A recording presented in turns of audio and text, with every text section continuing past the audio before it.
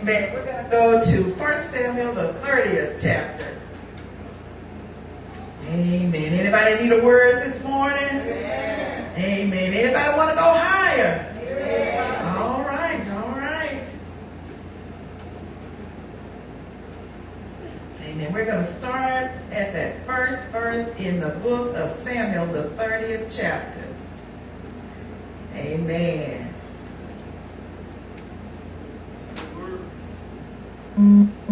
Amen. And we're going to start at that first verse, and we're probably going to read a little bit, and we're going to talk a little bit. Read a little bit, talk a little bit.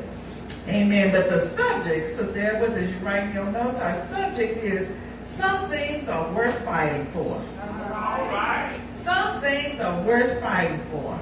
Amen. And to some of y'all may like to hear, it's time to fight. It's time to fight. Amen. I thought when the Lord was giving me this, I kept thinking back on some of the stories that some of y'all have told, some of our YouTube stars in the room.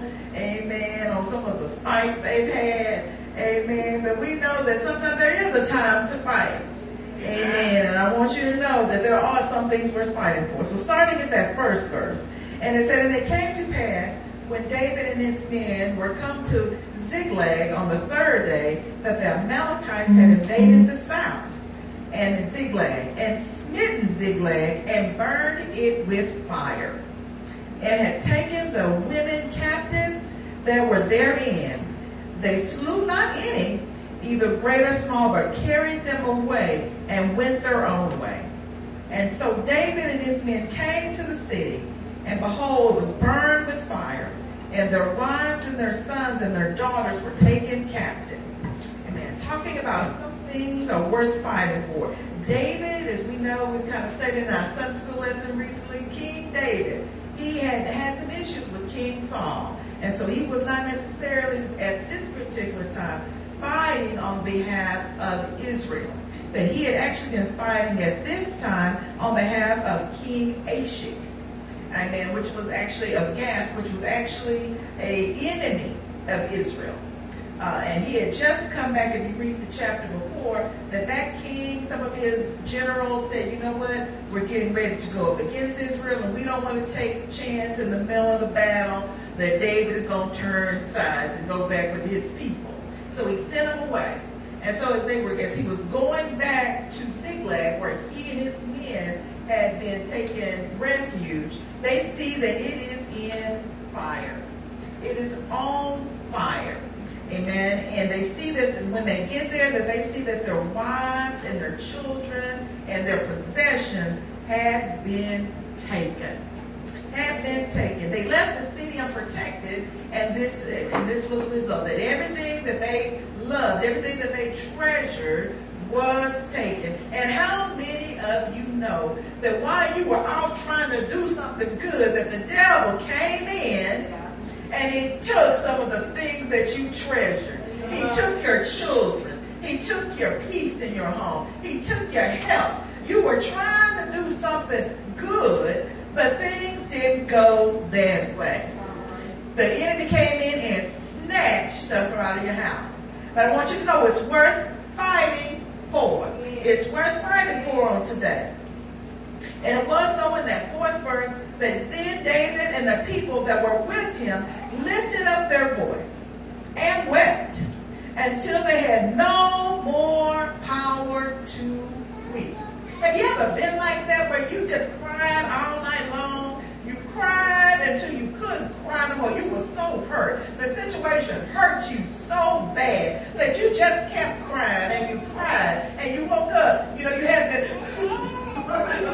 You can't even breathe. You're crying so bad like that. You wake up and your eyes are puffy. You can barely open them because you cried so. When you had no more power, you cried yourself to sleep. You was hurting you so bad because everything that you had, you thought things were going to go right, and you came and you see it's all been snatched. It's been taken from you. Amen. And this is how David and his people were. And these were the men people. You know, normally you don't see a lot of men crying, but the men here were crying because they had no more power to weep. And it said even in that fifth verse that David's two wives were taken captive, and they were taken captive, and David greatly distressed, for the people spake of stoning him.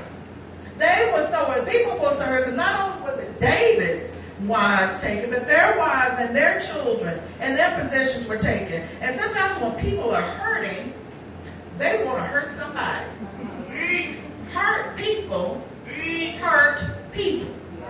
They hurt people. They reach out. Have you ever heard people that misery loves company? People will hurt you just because they hurt. And then, so you have to watch them kind of people. You have to watch, make sure they're not in your circle. We talked about some circles. You don't want people that are just hurting all in your circle. You can't heal them. God is the only one that's going to be able to fix them. You have to let them go on. Amen. So you know while you're going on, well, what do you do when you don't know what to do? What do you do when you don't know what to do? I tell you what you do. You do what you did last time. That's what Bishop told us. You do what you did last time. You pray. You seek the Lord. That's what you do. Amen. And it said here, even in the rest of the part of the verse, it says that because of the souls of the people will grieve, that for every man and his daughter, and every man for his sons and for his daughters. Amen. Just imagine the grief. You know, grief will do something to you, Sister Kelly. It'll do something to you. It'll make you better or bitter. And you have a choice sometimes to make. What you going to be? Are you going to be bitter or are you going to be better? Are you going to be bitter or are you going to be better? You have to make a choice. Because some things are worth fighting for. Your peace, your mind is worth fighting for. So you have to make a choice when things are not going your way.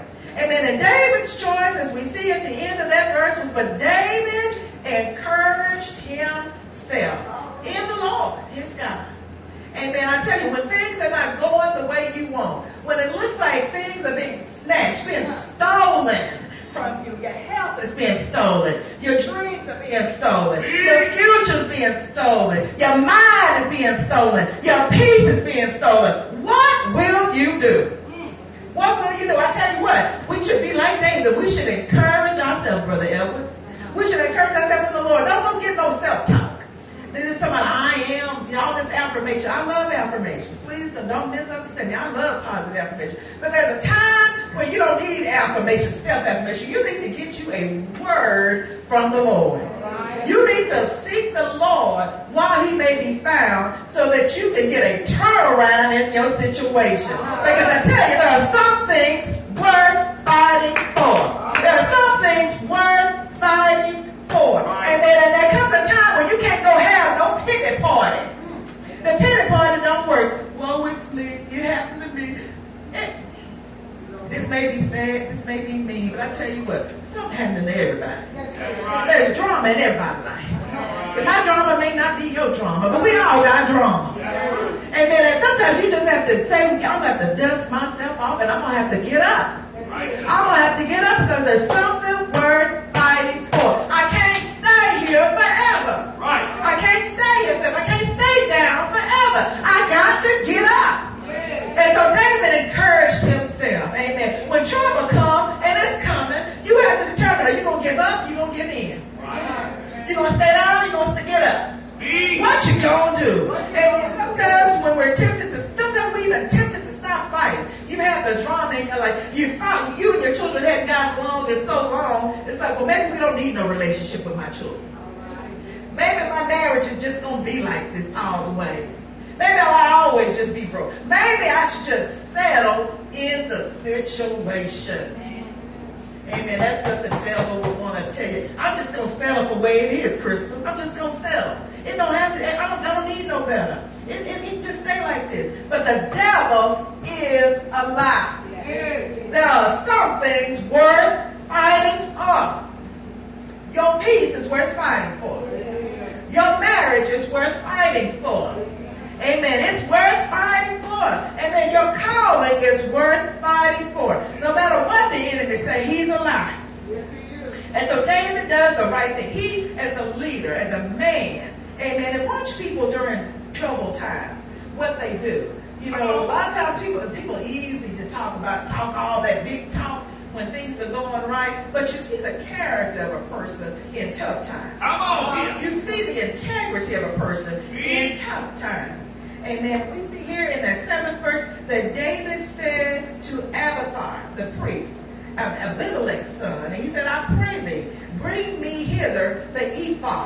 Amen. And Abiathar brought hither the ephod to David. He brought it forth to him. And the ephod represented the presence of God at that time. So he knew, glory to God, that I need to know from God what I must do.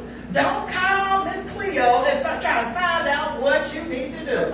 You need to go to the Lord and find out, God, what would you have me to do? Things are not going the way I want, God. I need it. Does anybody need an answer on today?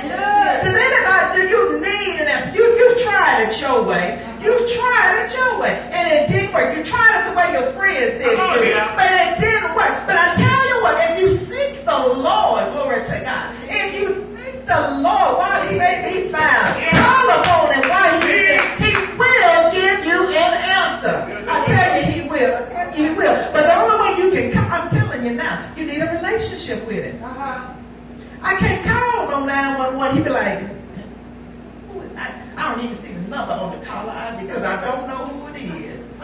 I ain't talked to you in so long. Who is this? You need a relationship with God. Yeah. You got to have a relationship with. Don't just call on him when things are bad. Call on him in the morning. Call on him in the noonday. Call on him in the evening so that he knows your voice. So when you call, mother, he's like, oh, that's Sheila. I know her. I know her. We've been talking for a long time. I know her. Call on him while he's near. And so in that 8th verse, and these are the last few verses, and we're almost done here. And David inquired at the Lord, saying, shall I pursue after the troops? Shall I overtake them? Glory to God. And he answered him, talking about the Lord. He's answered him, pursue. Yeah. Go get your stuff. Glory to God. Hey, glory to God. For they shall surely overtake them, and without fail recover all. A-L-L. Recover all. Amen. And I want you to know that's what the Lord is saying today. You might be trying to figure out this, but I want you to go seek the Lord. I want you to go talk to the Lord. And I want you to know, he's like, pursue. Or go overtake him. Yeah. Recover all. Can somebody say recover all? Recover all. I see some of y'all not believing me. I see it on your face. I see it. I see it, Brother Doc. I see it on their face. They're not believing me. But I said the Lord is saying recover all. Recover all on today. Glory to God. David said he inquired of the Lord. Glory to God. And I tell you what, I'm telling you. I said, I think earlier, or maybe it was last year, I said every time I tried to get up, I was going to try and mention the Holy Ghost in my talk. But I tell you what, if you have the Holy Ghost, he will teach you. He will guide you in all things that you do. Sometimes it may not be an audible voice that you hear God say something. But I tell you what, the Holy Spirit, he will lead you. The Holy Ghost, I like Holy Ghost. The Spirit is fine, but I like Holy Ghost. Amen. The Holy Ghost will lead you where you need to go, what you need to do. And I tell you what, the Holy Ghost ain't scary. The Holy Ghost ain't scary. I tell you what, if God told you to overtake, go get your stuff. Go get your stuff. Go get your peace back. Go get your joy back. I don't care what the devil said about you and your children. You go get your children. You're going to be saved. You're going to be delivered. You're going to be set free. We taking it back. Glory to God. We're not taking what the devil said. Yeah, he the one holding up the red flag. He the one saying surrender. We're not saying surrender. We're going to get our stuff. Yes. And then some of y'all, you know, we tell Power Lord is special. We special over here. Some of y'all, I've heard y'all talk about how y'all would fight. I heard some of y'all talk about how somebody would say something about how they were going to take your stuff, and you walk up to the door with your stuff in your hand, knocking on the door. Knocking on the door, talking about, here I am. You think you big bad, come get it. You didn't think you was enough to grab your sisters and your brothers. You said, we all coming out here for this fight. Because it was a fight worth fighting. And I tell you what,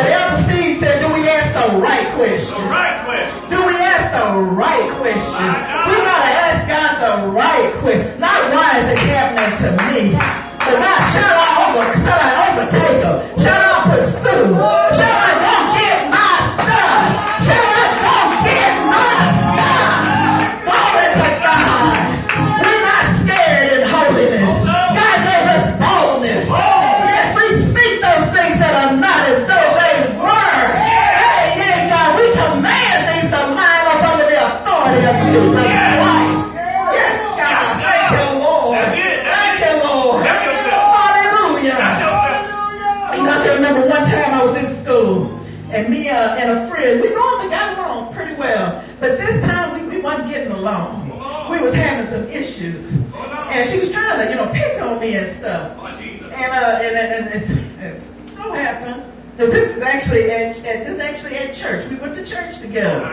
And that particular day, now, she picked at me just a little too much.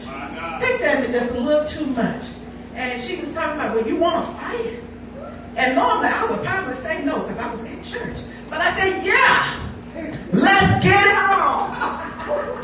Let's get it on. Yeah, church house. Let's get it on. But there comes a time where the devil keep hitting at you. He keep picking at you. He keep knocking you down. But there comes a time you got to tell him back up. You want to fight? Come fight me and my big brother. My brother's name is Jesus. Jesus. Hey, Jesus. Me and my brother don't get you. Glory to God. Hallelujah. Hallelujah. Brother Jesus. He got me on the left. He got me on the right. He got me at the bottom. He got me at the top. Jesus got me. Glory to God. Glory to God. Glory to God. Glory to God. I don't know what you, I feel this thing. I feel this thing. I feel this thing. I'm tired of backing up, Mama. I'm tired of backing up. I'm tired of getting in. I'm tired of being a pushover. But I tell you what, devil, you got to back up. You got to get up someday. I'm big brother got my back. And we're going to battle. We're going to war. I'm big to work. Glory to God. Glory to God. Glory to God.